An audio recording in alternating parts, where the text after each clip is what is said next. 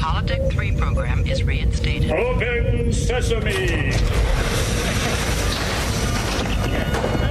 Commander Klingon vessel. We are energizing transporter beam. Now. Warp 1, engage!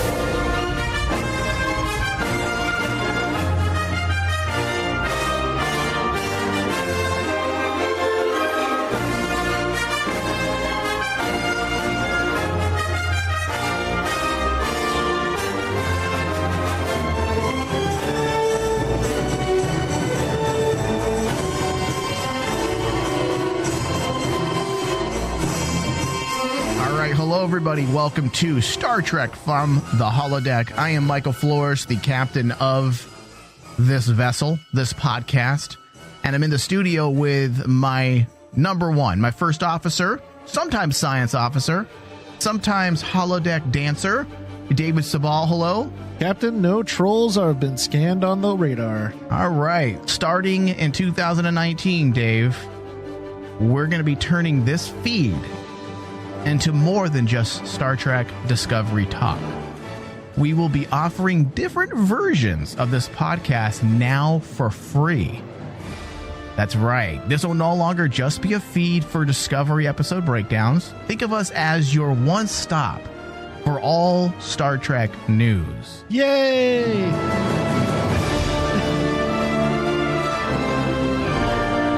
We still plan to do Star Trek Discovery episode discussions, but we are just branching out and giving our show some room to grow.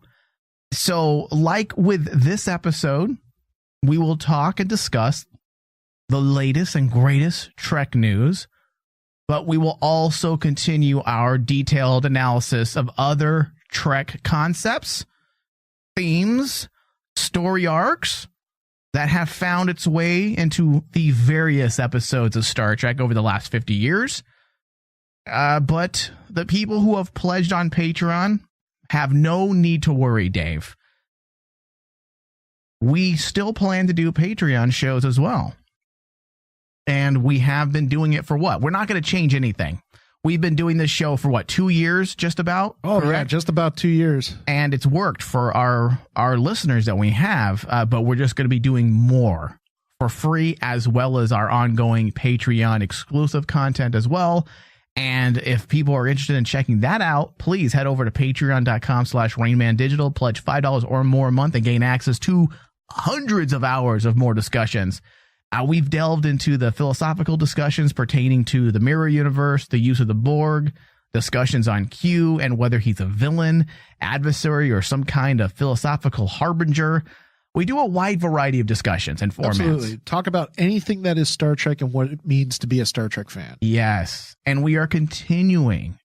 We are going to continue to do just as much content for Patreon, but we are now committed to growing this podcast outside of Patreon. So today, Dave, we plan to journey through the ins and outs of all the biggest news pertaining to all things Star Trek. Because next year looks to be a big year for Star Trek. 2019 is going to be a giant year for Star Trek, and we have not been able to say that in a lot of years. Even in 2009 with the Kelvin reboot, or the J.J. Abrams reboot that's all that was going on. The Kelvin timeline. Yes, that was a big year for that movie, but Star Trek as a whole, 2019 is going to be our jam, right, Dave? Yeah, it looks like there's going to be a huge resurgence of Star Trek in 2019. And needs to be. Star Trek is one of the longest running sci-fi genres of all time. We need content. We need it. In this day and age, with all the different avenues and distribution platforms for television, why are we not getting more Star Trek? We're getting more of other shit that nobody cares about. Give us more Star Trek. So first bit of news, Star Trek producer explains how the Picard spinoff will be extremely different. I like hearing that quite a bit. The mysterious upcoming Star Trek series, according to Entertainment Weekly, is bringing back fan favorite Jean-Luc Picard. We've already known this for several months now, but according to Alex Kurtzman, it's going to be very different in tone from previous shows in the franchise. The writer-producer has worked on J.J. Abrams' Star Trek films and, of course, is the current showrunner of the CBS All-Access Star Trek Discovery TV show, as well as an executive producer on the Picard series. Now, EW asked Kurtz how the spinoff will compare to Discovery and Stewart's previous Star Trek series, The Next Generation. And this is what he has to say, Dave, and it's made me very excited. It's extremely different. It's an extremely different rhythm than Discovery altogether, Kurtzman told EW. Discovery is a bullet. Picard is a very contemplative show. It'll find a balance between the speed of Discovery and the nature of what Next Gen was. But I believe it will have its own rhythm. A couple things we can glean from this. Number one, he called the Star Trek show Picard coming out Picard. Yes. Is it safe to assume and speculate that that's the name of the new series, Star Trek Picard? I mean, does that sound right? I was the same way as you felt when I first heard this. I was like going, is that the name of the series? Now, if it was just Picard, that might be cool. But Star Trek Picard sounds a little weird. It does. That's why. If they go the route of Picard, are they going to run the same risk that they ran with Enterprise? Where, if you remember, Enterprise did that too. For the first season, it was not called Star Trek. There may be some people out there, Dave, who don't even remember this. But the name Star Trek wasn't even on the first season of Enterprise. Yeah, it was. Retrospectively, they added it. It was called Enterprise. And their whole idea behind that was that they were trying to pull in a broader audience. They didn't want to rely on just that go-to Star Trek audience. And as with a lot of spin-off shows that continually spin off new iterations of their franchise, there comes a point where audiences start to feel isolated. And they're like, well, you know what? This is like the 5th Star Trek show. I must be really behind. I'm not going to watch it. So they were hoping to counteract that by just calling it Enterprise, and ultimately it didn't work. Yeah. So I can't imagine them just titling this Picard. No, because honestly, we've seen a lot of other franchises do that, and it fail majority of the time. Yeah. I mean, if Picard is the big words and maybe underneath or above it says Star Trek, just so people know. But I'm hoping we get I'm hoping we get a different name, Dave. I hope we do, because also it goes against the grain of every single Star Trek episode, every single Star Trek series has been dubbed by the ship that it's on. Whether it's Deep Space Nine, you have Enterprise, you have Voyager, you have. Are you Discovery. a stickler for that? It's funny you bring that up, because a lot of people have been talking about it, and at first I'm like, it's not going to bother me. But then I gave it more thought, and I'm like, well, wait a minute. Yeah, it kind of does actually bother me. Tell me why. I can't put my finger on it, but basically, you got to progress, Dave. The title of Star Trek is kind of it's key. I have to actually understand what series are you at. Okay, the title, fine. But you said that every title has been named after the ship. So are you a stickler for that? Okay, right now I'm going to say yeah. Okay, see, I'm not, Dave. You know why? Don't be a Star Trek YouTube comment, Dave. We have to be open-minded. This isn't Star Trek. It can't always be what we expect it to be. I'm not saying you break through what Star Trek's supposed to be. I'm not telling you to shatter the concept of Star Trek by any means. No, in fact, I would be angry if you were to shatter the concept of Star Trek and turn it into something entirely different. But that being said, I'm also open-minded, and I'm willing to accept some changes in terms of narrative format and style. Yeah. Especially in this day and era. And if anything, I don't want more of the same. If we're bringing back Captain Jean-Luc Picard, this better be something very different than Next Generation. And it seems like Kurtzman is going with that line of thinking. He says in the interview, without revealing too much, people have so many questions about Picard and what happened to him. And the idea we get to take time to answer those questions in the wake of the many, many things he's had to deal with in Next Generation is really excited. He says more grounded is not the right way to put it because season 2 of Discovery is also grounded. He says it will feel more real world if that's the right way to put it. And see, when I hear that, I'm thinking originally in one of our other shows, we discussed about like what to expect out of Picard. And this sounds like, are they going to actually do what we were saying, which was a political drama? Is this going to be really kind of like a personal story of Picard that deals maybe with the politics of the Federation? Captain Jean-Luc Picard is the embodiment of a Shakespearean actor. We already know the part Shakespeare plays in Star Trek, especially when it comes to the philosophy side, right? Yes. I mean, that would only make sense, Dave. Why bring back, besides the obvious, ratings and getting asses in seats, essentially, right? What other reason do you have to bring Captain Jean-Luc Picard in? The fact that he uses the word contemplative makes me fucking excited, Dave. Yeah.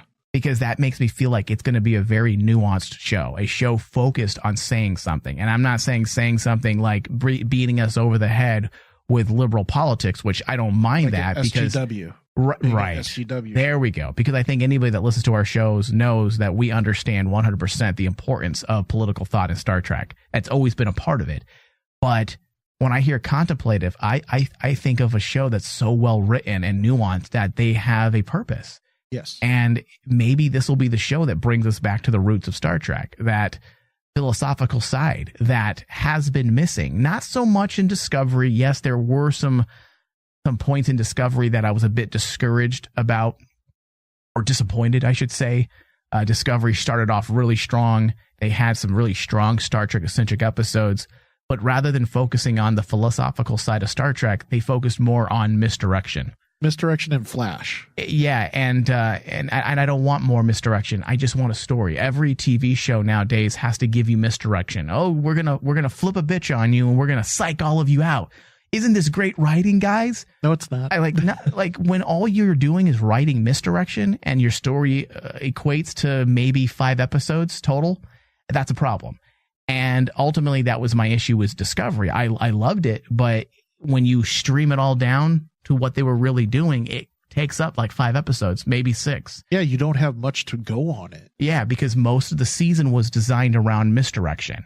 And when I hear again that word contemplative, it makes me feel really good about the future of Star Trek. Not only with this Picard series, but also the fact that he says Discovery is also grounded in season 2. Well, it goes back to like what it makes me feel like. Kurtzman has a plan of action, not just for each individual show, but also a general theme of this new era of the Star Trek franchise. Yeah. He has a goal, right? He has a goal. He has a goal behind it. And the thing that makes me feel good too is like Kurtzman understands what Star Trek is. He doesn't forget about Roddenberryisms. You know, Star Trek's about not just the exploration of the vastness of outer space, but the exploration of the human spirit. And like seeing what humanity can do. And in the past, when Star Trek has done those really personal episodes, that's when it really shines. And if they do an entire series about that, can you imagine, Dave? Fuck, dude. I mean, I'm really, I don't sound super excited because I'm really tired today, but I am really ecstatic same about here. this. I'm ecstatic about this. And I honestly feel that Patrick Stewart could knock this out of the park because I have every bit of faith. I have 100% know that Patrick Stewart will do a fantastic job behind this because he can. And Patrick Stewart isn't coming back to Star Trek for some half-assed attempt at Star Trek. Yeah, like this is only going to be good. And the reason why he came on, I should say, the only reason why he came on was because he probably read the script and was blown away by its concept. So I've got high hopes. Let's move on, Dave. So Star Trek Deep Space Nine in HD for the first time. Your favorite series. Now, this will possibly be the only chance we'll ever get to witness the greatness of what DS9 could be. And yeah, I'm going to be bold and say the greatness. I'm a huge Deep Space Nine fan for what they did in the later seasons. They struggled, much like various Star Trek shows struggle in the beginning, but they found their feet. And when they did, they they not only became something different rather than trying to be more the same, they attempted at being something different and they succeeded. Now, Deep Space Nine, Dave, I feel it makes me get a little angry when we talk about HD, because the fact that we have not received and probably will never receive a remastered version of the earlier seasons of Voyager or Deep Space Nine it makes me angry as a Star Trek fan. It does. It's very disappointing. Because they have stated numerous times that they highly doubt, the powers that be highly doubt, will ever get an HD remastering of Deep Space Nine or Star Trek Voyager's earlier seasons, because after the experience for both the original series and Next Generation, they realize that it's a lot like shooting an entire season again, because they got to go back essentially and redo all of the post-production work. Yeah, they got to do all the cleanup, they got to do all the sound scrubbing and the editing. Right. You're essentially setting up a studio to redo all post-production for an entire 7-year run for a show. And that's what they did with Next Generation, and they did it with the original series. And because of that, they realized that the budget for this is asininely expensive. And because of that, they now realize that the audience doesn't justify the cost for getting a Deep Space Nine or Voyager remastering. And that's a shame that you have one of the largest franchises in science fiction history not able to remaster one of their TV series due to expense. What the fuck is that about, Dave? Can you imagine any other franchise doing that? Like, let's say Star Wars or Doctor Who. Any other franchise. Fuck it. We can't afford it. We can't afford it. You are the biggest you are one of the biggest science fiction franchises in history, and you cannot afford to remaster a couple of your TV shows. Isn't that sad? This is where Star Trek has become. This is what Star Trek has become, Dave. Yeah, it's very disappointing, because it's kind of like, well, you have that critical success, and I get it. Don't get me wrong. I agree with them. I'm not disagreeing with the cost factor. I know firsthand post-production costs and what goes into remastering. It's a very tedious project. So I get what they're saying, and I'm not arguing that. I'm saying, isn't it a fucking shame? Yeah. Isn't it a disappointment that we can't do this? Because like the process is that expensive. It is that difficult to do. And for me, I don't know, maybe I'm a glass half full type of person. Mm-hmm. It makes me appreciate the series even more. Like, honestly, doing this. Dave, you know what? I want to appreciate it without looking at terrible imagery on my HD television when I'm watching Deep Space Nine. The light blooms are horrible. They don't adjust from that 4:3 ratio to the 6:9. I mean, it's just bad. Forget the HD quality. Look at the CGI, the lighting, the practical effects. All of it just looks so ho-hum. Ho-hum. And when you look at what they did with TNG and how beautiful that restoration looks. TNG and TOS. Because even the original series, I mean, they remastered various elements. Various elements of that. It looks gorgeous to this day. Yeah, I love it. And for me, the shame of it all, when you think about it, Deep Space Nine was supposed to be like that film noir war movie type of series for Cold War. Yeah. And I always remember the visuals in Deep Space Nine. After when we started up the series, I went back and rewatched it, and Deep Space Nine won me over because I saw, holy crap, this there was a lot of love put into this series. Yeah. And the visuals in it were like, that would look so gorgeous on HD. Yeah. All right, so we digress just a bit. Let's get into the actual news surrounding Deep Space Nine currently, which also is pretty amazing that in this day and age, in 2019, we're still getting relevant news pertaining to Star Trek Deep Space Nine. But the filmmakers behind the documentary, which we've talked about this various times, What We Left Behind, looking back at Star Trek Deep Space Nine, have released a new update on the film. In the update, former Deep Space Nine showrunner and documentary co-director Ira Steven Burr delivers some good news and some bad news. What We Left Behind is not going to be released this year, Bear says. I know I promised it would be. I thought it would be, and it could have been. That's right. If I wanted to release the film as it was shown at the screening in Los Angeles, New York, and Birmingham, you could be watching it now instead of having to listen to me, he says. So he says, what the hell happened? He said, well, one night in August, I suddenly realized that I did not want to release the film until we had remastered all the show clips we're using into high definition. And he says, at first, my colleagues all told me that they weren't very thrilled with this decision. They said it would be too expensive, that even with another fundraiser, we'd still have to take out a huge loan to pay for it. And ultimately, Dave, it just wasn't financially feasible. But Ira, Stephen Bear, was willing to commit, crack down, and take on those additional costs because he feels like it's so important.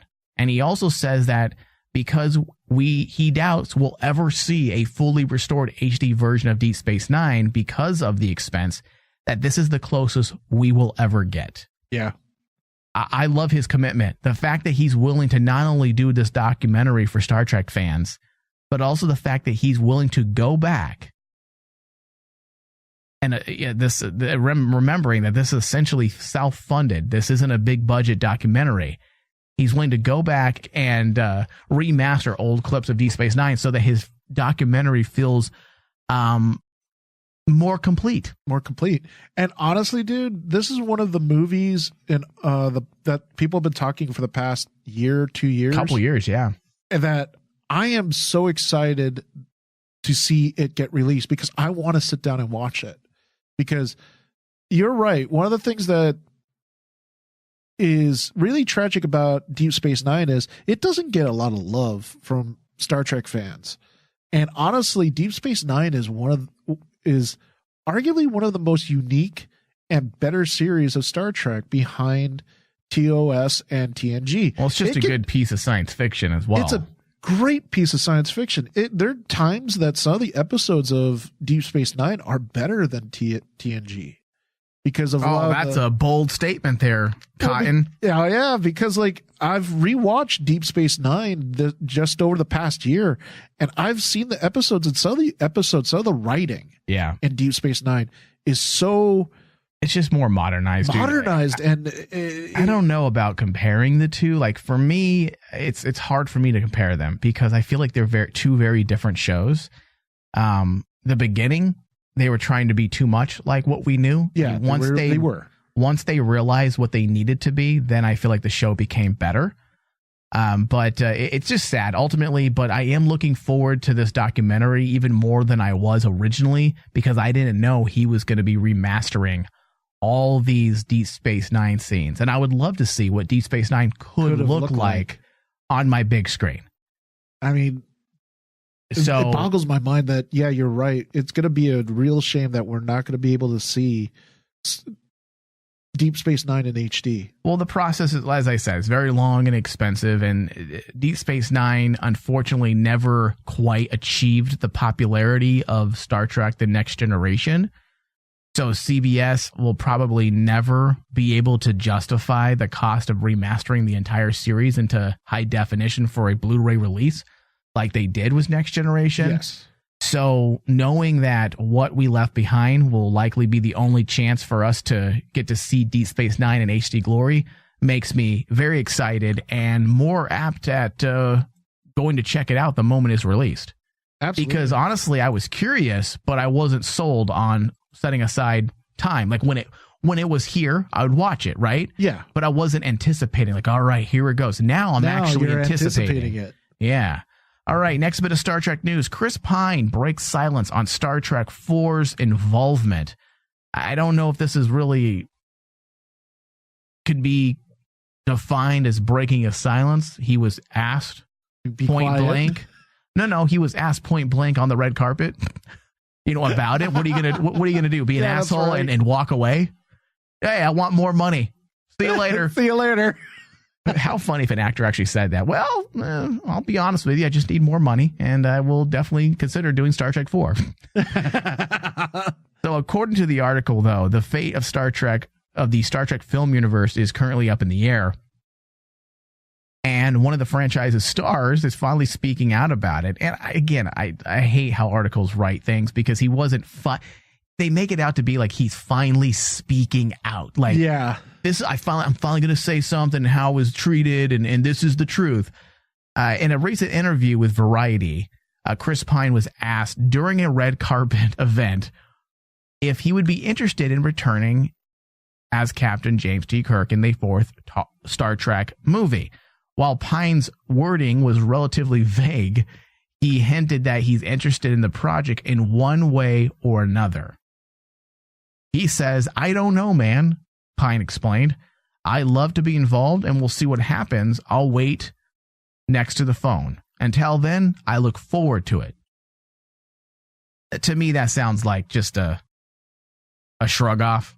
Yeah. Like, there is no news. It's the best answer he could give. Well, yeah, it is. It's the only answer he would give. What's he going to say? I'm waiting for more money? No, he says, "Hey, I want to do this. I'm waiting next to the phone." Now, some Trek fans will probably, it may be a surprise. According to previous reports, it had hinted that contract negotiations with Pine and Chris Hemsworth were why Star Trek IV was put on hold. Originally, the film was being billed as a time-traveling adventure. Big heavy sigh there, but hey, it could have been really amazing, right? It could have been amazing. That sees Kirk and the Enterprise crew teaming up with his father, Hemsworth's George Kirk. The film had been rumored to begin filming early next year, with S.J. Clarkson making history as the first woman to helm a Star Trek film. As of now, there's no telling what the future Star Trek 4 is really going to look like, or even the cinematic version of Star Trek, but I'm sure we're going to hear something soon. I can't imagine them sitting on Star Trek for much longer before they have to finally make a decision. A couple weeks back, Carl Urban said that hopefully we get back for another movie or two of them, he says. Of course, he's the guy that plays the Kelvin timeline's Bones, McCoy. He says we are just sort of waiting on negotiations, and I'm confident we will. So who knows? I mean, he also goes into a more detailed discussion than Chris Pine himself. He actually says that the movie cost is what a movie costs to make. The profit margins aren't that great. And even though Star Trek did pretty well, that doesn't mean that we can afford certain things. And he mentioned particularly Chris Hemsworth and Chris Pine subsequently have done big movies and their quotes have gone up. Yes. And he says, I am pretty confident, though, that Paramount and those guys, they will figure it out. So hopefully they do. I'm still on the side of the studio, to be honest with you. Yeah, I am too. I'm on the side of the studio. I know Star Trek fans are like going, no, we need Captain Kirk and we need all the original crew back. I'm like going, well, this might be an opportunity for something different for us to actually see. So you're talking about Kirk not even showing up? Yeah. I'm thinking that, dude, that's why I was going to ask you. Don't even do a movie. You really? Yeah. You think? Yeah. No. I mean, don't even do a movie. Don't even do a movie? You're going to try to do Star Trek Kelvin timeline without continuing Captain Kirk's story. There was no point to reboot the series then. The whole point was to put asses in seats with the original Kirk and Spock. But you got to actually continue the franchise somehow. Okay, well then do another movie. I bypass this completely. Just be done with it. If they're not going to get Chris Pine back, dude, then they just need to be done. Yes, I would probably be open to recasting. It would aggravate the fuck out of me, but I'd be open to putting yet another Captain Kirk out there if it meant continuing this version of Star Trek. Yeah. And giving us some type of resolve to this era, or at least resolve to the Kelvin timeline. But moving forward without Captain Kirk would feel very insincere. But you have everybody else there. It would be weird. It wouldn't feel right. It wouldn't feel right? You think it would be okay, Dave? Honestly? I think... You have a Star Trek movie with Spock, Uhura, McCoy, Scotty, Chekhov. Well, Chekhov died. Yeah. And no Kirk. Why even continue the storyline then? It would have to, but see, that's the whole point. It depends on the story. If the story works, go for it. Continue it. I disagree. Because the story has to. If you want to continue the franchise, you got to do something. Because just like you said, they're just sitting on it now. You know what? I don't think it would. I don't think it'd be successother. It defeats the very reason why they rebooted Star Trek in 2009. Yeah, that's the other. That's why this whole situation right now with Chris Pine and Star Trek, it is so important for the Kelvin timeline storyline. What are they going to do? If anything, if Chris Pine doesn't come back, I think they just need to move on. I think they call Kelvin timeline quits and move on. Have Tarantino direct his Star Trek film and have him be the person, essentially be JJ from 2009 and relaunch something different. And honestly, that's what we were thinking that Tarantino was going to do. Was he was the early reports of way back a couple of months ago when they were discussing Tarantino doing Star Trek, Tarantino wanted to do something completely different. Apparently, we don't know what, but he wanted to actually bring something different to the table. Apparently, and his idea like blew everyone's socks off, and everyone was like, "Okay, let's do it." But there was no mention about him using any of the original characters. It sounded like this was going to be an original idea of Tarantino's. Yeah. We'll see what happens. I'm sure we'll learn something within the next 6 months. But before we continue any more discussions, Dave, we must go to a very quick break. And then when we get back, we're going to jump into some Star Trek Discovery news. We'll be right back. Cry havoc! And let's slip the dogs of war! Everything!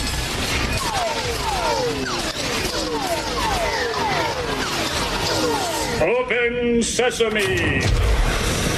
So do you guys, I don't want to just be the talking head here, do you guys disagree or agree with the writer of Trekonomics? I like the replicators and holodecks. My generation, which is not that far off from y'all's, grew up with TNG, and I don't know, that's just became a staple of it. So, but do you see how it can pose story problems in terms of character motivation? Like, put yourself in their shoes. If you had everything, you just said jokingly that you would never leave if you had a replicator and a holodeck. Exactly. I'd be like, computer, DePaul and Deanna Troy, please. oh my God. And 7 of 9. Star Trek from the Holodeck, exclusively on Rain Man Digital. Go to RainManDigitalMedia.com or Patreon.com/RainManDigital. End simulation. The Rain Man Show. The Rain Man Show. I was surprised that they even existed. I didn't even know. I thought they went belly up years ago. I didn't know Boy Scouts was still a thing. Well, because how many people know how to do any of that stuff anymore? Tie knots, help old ladies across the street. Every member of the kink community. Okay. But listen, the King's community, we're not Boy Scouts. I guarantee it. Well, useless skills that you will never use in your life, except those lonely nights when you realize you're 40, you're a Boy Scout, and you're a virgin. On your 48th camping Then you're going to be tying those sailor knots on those lonely nights. On that noose. For more Rain Man, visit RainManShow.com. Energize.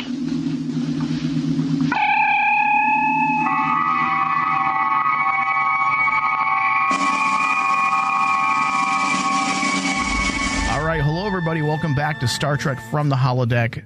Yes, we are happy to be here, finally offering additional shows for free without having to be a Patreon listener. People can now enjoy our discussions. However, David, if people want more Star Trek from the Holodeck, they can go to our Patreon page, patreon.com/RainManDigital, and pledge. $5 or more a month will allow you to gain access to additional hours of content. And it helps support us. It does. It helps us maintain our sanity.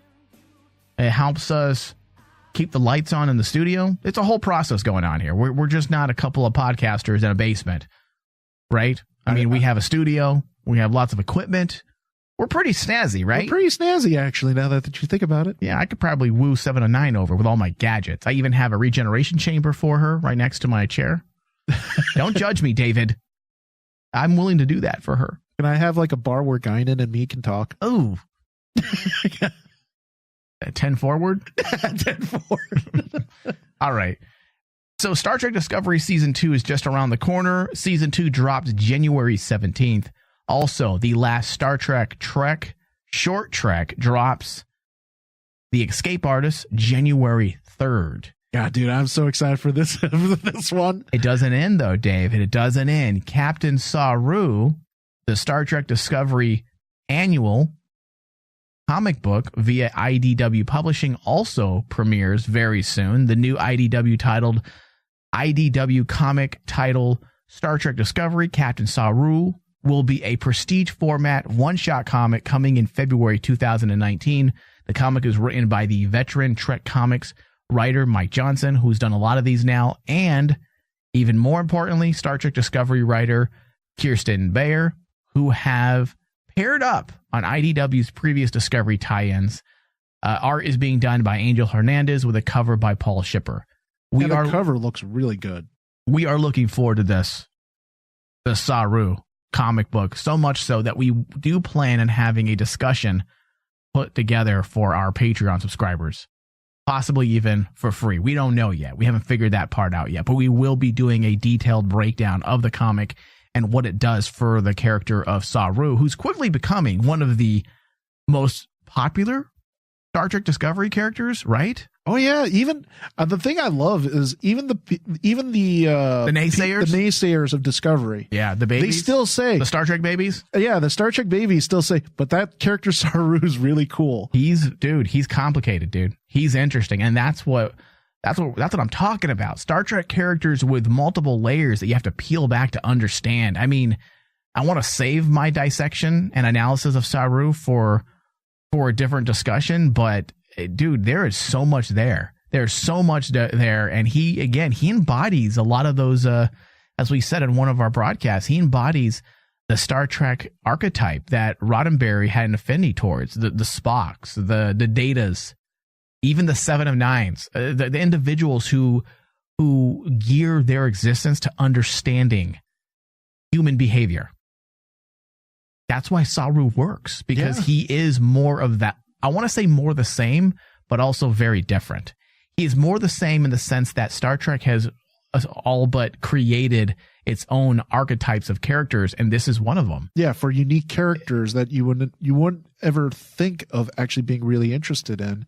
I mean, even Robert Picardo, I would even say he was one of them. The holographic doctor. He was another one of those characters that fits into the archetype of self-discovery and understanding human behavior. This is why these characters always tend to be the most popular characters, because in a lot of ways, even though they're not always human, they're very relatable. They have lots of issues that we can relate to as imperfect humans. All right, so let's talk about this explosive new Star Trek Discovery Season 2 trailer, where it shows off a bearded and smiling Spock, plus some glimpses into a new villain, or at least the potentiality of this new villain. At least that's how we can assume, right? We can assume it. We don't. It's not really for sure, because they did a really good job with this teaser trailer, basically making it really vague what's going on. I hope they're not showing too much, Dave. Do you think they're showing too much in these trailers? I mean, I was hoping we didn't see Spock, and maybe this is a sign of desperation, and that's not a negative. It sounds like a negative. Maybe it's a sign of desperation. They didn't get as many of the Star Trek fans they wanted to make that right. The exodus, the mass exodus from old Star Trek into the new era of Star Trek.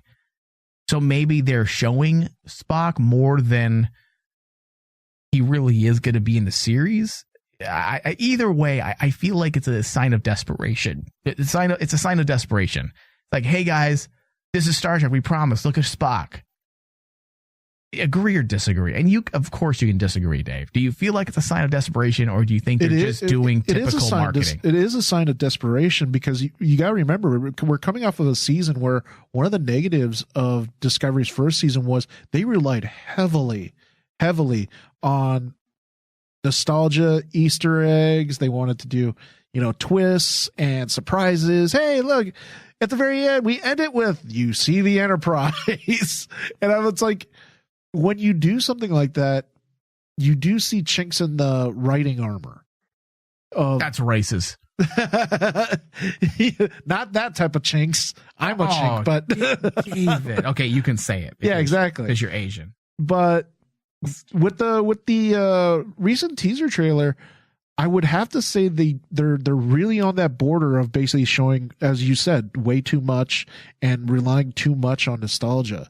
And just to frame this discussion a little better for any potential new listeners, Dave, I think it's important to stress that we were big fans of Star Trek Discovery. We're not the we're not the fans that were trolling and hating and being relatively negative towards it. Yes, or dismissive towards Star Trek Discovery as a whole and choosing to pretend it just doesn't exist and that for some reason Orville is Star Trek, which is not. No matter how bad you think it is or you want that silly piece of garbage to be Star Trek, guess what? It will never be Star Trek. Star Trek Discovery is the very TV show that so many is refusing to acknowledge. Yeah. And there's nothing you can do about it. This is Star Trek. And overall, Dave, we enjoyed Star Trek Discovery. I felt like the opening half of the season was very strong. Mm-hmm. It felt like Star Trek. They had great Star Trek moments throughout. But then something happened with those last 2 episodes where everything fell apart. And it felt like the entire season was designed for one thing, for misdirection. Misdirection, yeah. And they just kind of all but forgot the actual narrative and giving us solid, real character development on any of our real heroes. And we had great moments for all of them. Tilly was amazing. Saru was great. The Klingon woman, I forget her name currently, was L'Orel was cool. Burnham was fine. Lorca was amazing. Lorca was the most interesting, and they just chalked him up as mustache swirling bad guy. He was kind of, what was his point? So if you want to hear our full discussions on that, you can check us out on, of course, iTunes, Stitcher, Google Play. If you're listening to this broadcast, chances are you have access to that feed currently. Just scroll back and listen to our discussions. We enjoyed it. We just felt like there's a few missteps that they made that I feel, because I understand the television business and movie business, you and I can both agree that it's pretty obvious that Kurtzman is making, now that he's the showrunner for season 2, that he's making some big changes, and it looks like he's doing a lot of course correction to adjust season 2 to fall in line more with people's expectations of what Star Trek is. And hopefully we're going to focus more on solid story rather than a season filled with misdirection. Misdirection, yeah. So things are looking great. I'm very positive. I'm just hoping they didn't show us too much in this season 2 trailer. I'm hoping this is just from the opening 2 episodes. This was like I mean, I love the trailer, dude, as I said, but I agree with you. It's kind of like, it's a lot, right? It's a lot to take in. What's going on around? Yeah, but I am excited and I am very positive about both season 1 and season 2 for the most part. I do have some issues seeing Spock smile so soon, right? Well, here's the thing about that. I don't know, Dave. They have work to do. They have work to do? I feel like they have. Maybe this is my Star Trek baby showing just a bit, but I feel like they have a lot of work to do to convince me that Ethan Peck is Spock. Zachary Quinto sold me almost immediately. Yeah. I felt like Zachary Quinto was a fantastic casting choice, and I was sold the moment I saw him on the trailer. I think but Ethan Peck, there's a casualness to give me a second, Dave. Sure. There was a casualness to the performance we saw, and it was only in a few seconds. I know that's all we saw. We've only been privy to a few seconds.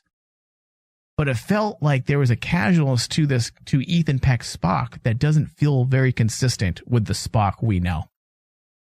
When Pike asked him, "Are you smiling?" and his reply, it didn't feel like Spock. So that's my only problem. Zachary Quinto managed to capture the embodiment of Spock.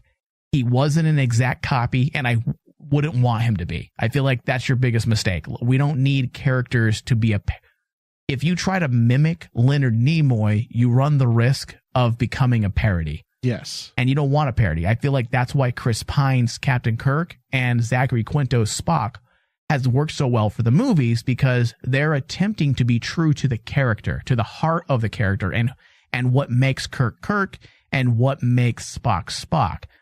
They didn't try to emulate Leonard Nimoy and William Shatner's mannerisms, which would have came off very schlocky, superficial, and it would have felt like a parody. Yeah. So I'm not asking for that. I just want I'm hoping that Ethan Peck will be able to capture the soul of Spock. That's the big thing, is like one of the biggest questions this season is, how is Ethan Peck going to do as Spock? And the one thing I understand, there's been a lot of questions about, why is Spock smiling? It seems that doesn't seem like Spock. But then actually, when you analyze it and you think of it as a Star Trek fan, we barely know what Spock was like when he was a kid, when he was a young man. We're talking before Kirk. He went through a lot before he became the first officer under Kirk on the Enterprise. He was working with Pike beforehand. And we don't know about that relationship. We don't know about like Spock, the early years. What was he like? One person actually, I remember discussing it with a friend of mine. I said, we got to remember, if you want to actually ask about Spock's early life, the closest thing we got was Voyage. I believe it's Star Trek Voyage Home, when he deals with his brother Sarek. We know how Sarek was. Sarek was very strange. Wait, Star Trek what? Undiscovered Country. Undiscovered Country. No, not Final Frontier. Yeah, it was Final Frontier. Jesus, you said yeah 3 times, Dave. Well, because I'm trying to figure out if it's Undiscovered Country or if it's Final Frontier. Is where Sybok was in. Sybok. And his brother, the relationship of the brother, it was interesting because I saw a little of Sybok and Spock in the trailer. Yeah. And I was like going, maybe that's what he was like in the earlier years. And then you see that in Final Frontier, it deviated, where Spock is like this total logic person away from his brother Sybok, who is Mr. Share your pain with me and gain strength through it. Yeah. So I'm not a naysayer yet of Spock. I just it's just an observation. It's so an far. observation. That's all I'm saying. I understand that. I feel like Kurtzman is onto something. As I said before, I feel like he's trying to course correct the series, and part of that course correction, I'm sure, isn't going to be derailing us with a version of Spock that makes no sense. So I have faith in the group of writers and Kurtzman to make it work. That was just an observation. I'm okay with that. Now, the new villain. Are you interested in this alleged new villain that they're calling the Red Angel? And do you have any theories as to what it could be? Oh man, I had so many thoughts about what the Red Angel could be in Discovery. Okay. And it went from, is this a virgin? A virgin. That'd be kind of cool. Is this a version of Spock's brother Sybok? Maybe it has to deal with that. But recently, I may have discussed about this in another show with Discovery. I actually think that, what about if the Red Angel is actually from the Q continuum? It's a species from Q. Okay. I mean, okay, that could work, I guess. When you put it into context, look what the Red Angel is tied to. All these weird little pockets in the universe that are opening up, and they're dealing with space-time. I'm like going, there's not many creatures out there that can do this. If the Red Angel is tied to this, what about if it's a Q? And if it's a female Q, that might be interesting. Okay, I can see your excitement. Why that would be exciting. I will say this. I would have no problem with that. That is a big reach as well. You're definitely making a real big jump with that assumption. But my only problem is this. Star Trek Discovery needs to stand on its own 2 feet. Yes. And I already feel like it's overplaying its hand just a bit by bringing in Pike, the Enterprise, Spock, into a series that's relatively new. I mean, yes, we had Voyager do it with Deep Space Nine. Deep Space Nine did it with Next Generation, but it was only for an episode. If they make something so intrinsically tied to the season 2 narrative of Discovery, that's something we already know of, like Spock, like the Enterprise, like Pike, like the Q continuum. I feel like the writers don't have faith with the show they have in place, and they're relying too much on nostalgia opposed to writing brand new, fresh stories. I'm not saying that's what they're doing, but I'm saying that's the risk you run when you bring in familiars and favorites. Maybe season 3, season 4, you can do something like that, but I feel like Star Trek Discovery really needs to find it. It really needs to find itself before introducing things from Star Trek's past. It needs to work on itself, make us care about its own core characters before introducing nostalgia type moments. I'm a strong advocate of shows being able to stand on its own and not relying on what became before. So I feel like that's a problem with a lot of pieces of entertainment today. Rather than giving us something new and unique, they focus on giving us nostalgia, and they don't focus enough on the story because they're keeping us occupied with the nostalgic vibes. Would you be okay if the Red Angel was just something that was a brand new, unique creature? Yes. Because we do have precedent in Star Trek that there are godlike creatures out there. Oh, absolutely. Yeah. And that's what I'm hoping it's more about. I'm hoping it's more like, and I know this is a bad example because so many people hate Star Trek 5, which I am a fan of it, Final Frontier, but the idea of this omnipotent creature, right? That communes with Cybok across the universe and convinces him that he's a god. I mean, not only is it just terrifying, but the amount of philosophical questions that movie posed is the reason why, for me, that movie stands above various other Star Trek films. And if they introduce something like that, an omnipresence that is very powerful, and it creates ways in our show to discuss the philosophical side of things, then I feel that would be a return to form for Star Trek. It would, because we both are in agreement that basically Star Trek is at its best when it makes the audience think, and it goes to those Roddenberry roots of philosophy. Yeah, using philosophy as your theme or staging ground for your narrative. That's key to any Star Trek TV show or movie, right? Oh yeah, absolutely. And it's one of those things that I think Star Trek has been missing for a little bit. For a while. There were some great episodes in Discovery that utilized philosophy, but as a whole, I don't feel like the show was governed by it. No, because I think it was too flashy towards the end, and it kind of lost itself. Just like what you said. I mean, like at the end, it was kind of like, oh look, here's the Enterprise, jingle the keys. Here you go. Take a look at it's the Enterprise, and we're gonna see Spock. Yeah. Okay. All right, so let's switch gears, but we'll be staying with Star Trek Discovery for a little bit longer here. Star Trek Online introduces new Mirror Universe Discovery ship. The popular MMORPG Star Trek Online has introduced the Mirror Escort Carrier, the first Mirror Universe starship from Discovery.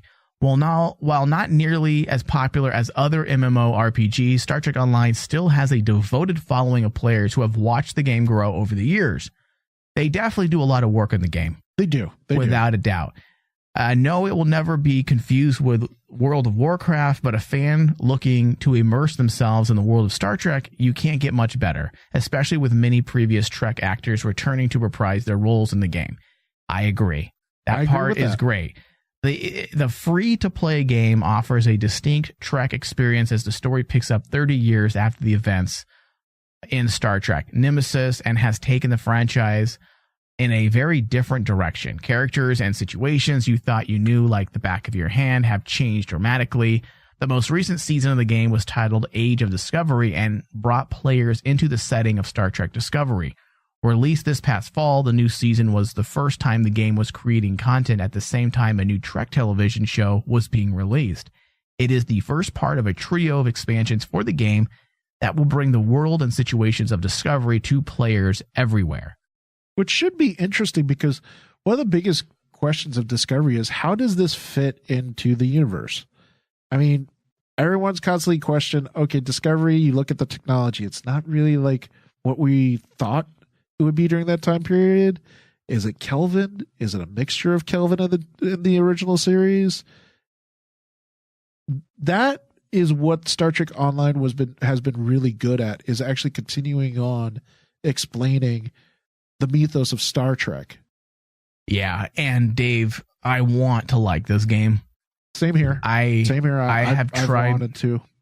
I have tried to watch. I've tried to play it numerous times, and the game itself is designed fine, I guess. Like, the stories are great, the interaction is great. It's a fun game, but the mechanics of it, oh my god, is where it's flawed. Yes, there are some major issues with the mechanics, and when you try to play there, you get stuck on missions, and it's not easy to figure out. And I'm not saying I want an easy game, but you should be able to know what to do. Yes, there's points where you only get so far because you get stuck on a mission and there's no help. And I'm like, what the fuck am I supposed to do right now?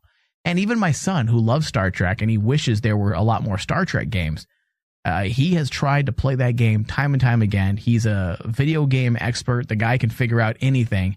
And he gets to the same level and then he stops because he goes to that same mission and he's stuck. And there's no help on how to figure it out. And that comes down to mechanical errors.